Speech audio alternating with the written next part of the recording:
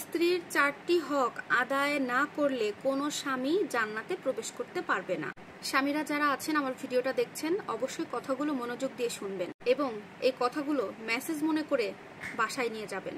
অনেক স্বামীরা আছেন স্ত্রীদের সাথে ভালো ব্যবহার করেন না, সবসময় স্ত্রীদেরকে অপমান করেন, কটু কথা বলেন, মূল্যই দিতে চান না। কিন্তু আপনারা কেন এটা বুঝতে চান না আপনার স্ত্রীও যে একটা মানুষ, তারাও যে বাসায় ঘন্টার পর ঘন্টা কাজ করে, কষ্ট করে, এটা কেন আপনারা স্বামীরা মাথায় আনতে চান না? খুব গুরুত্বপূর্ণ বিষয়, প্রত্যেকটা স্বামীর এটা ভালো করে মাথায় রাখা উচিত, মনে রাখা উচিত। 4টি কাজ না করলে, স্ত্রীর 4টি হক না আদায় করলে কখনো জান্নাতে প্রবেশ করতে পারবেন না। নাম্বার 1, অবশ্যই আপনি স্বামী হয়ে আপনার স্ত্রীর মোহরানা সম্পূর্ণভাবে পরিশোধ করবেন। অনেক স্বামী আছেন হিউজ পরিমাণ মোহরানা ধরেন, 1 লক্ষ, 2 লক্ষ, 12 লক্ষ, 15 লক্ষ পর্যন্ত মোহরানা ধরে থাকে, কিন্তু শেষ পর্যন্ত স্বামী এই মোহরানা শোধ করতে পারে না। আল্লাহ পাক বলেছেন তোমরা তোমাদের স্ত্রীর মোহরানা সুন্দরভাবে আদায় করো। কিন্তু দুঃখের বিষয়, কিছু স্বামী আছে যারা মোহরানার সামান্য কিছু টাকা দেওয়ার পরে বাকি টাকা আর দেওয়ার কথাই বলে না, দিতেই চায় না, বরং আরো মনে করে আমরা কেন স্ত্রীর কাছে এইগুলো সম্পূর্ণভাবে পূরণ করে ফেলবো, এই টাকাগুলো কেন সম্পূর্ণভাবে তাদেরকে দেব। নাম্বার 2, স্ত্রীর ওপরে কোনোভাবে নির্যাতন করা যাবে না, জুলুম করা যাবে না। যদি কোনো স্বামী স্ত্রীর ওপরে নির্যাতন করে তাহলে কিন্তু অবশ্যই অবশ্যই ওই স্বামীকে জাহান্নামে যেতে হবে।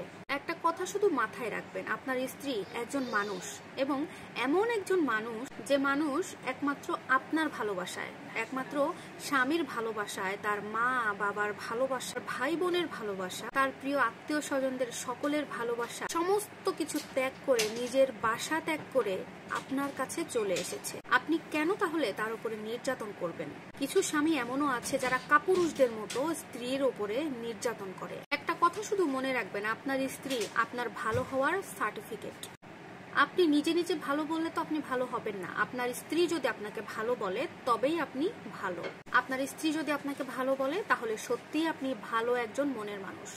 আপনার স্ত্রী যদি আপনাকে ভালো বলে তাহলে সত্যিই আপনি একজন ভালো পুরুষ। সুতরাং আপনি আপনার স্ত্রীর সাথে খারাপ ব্যবহার করবেন না।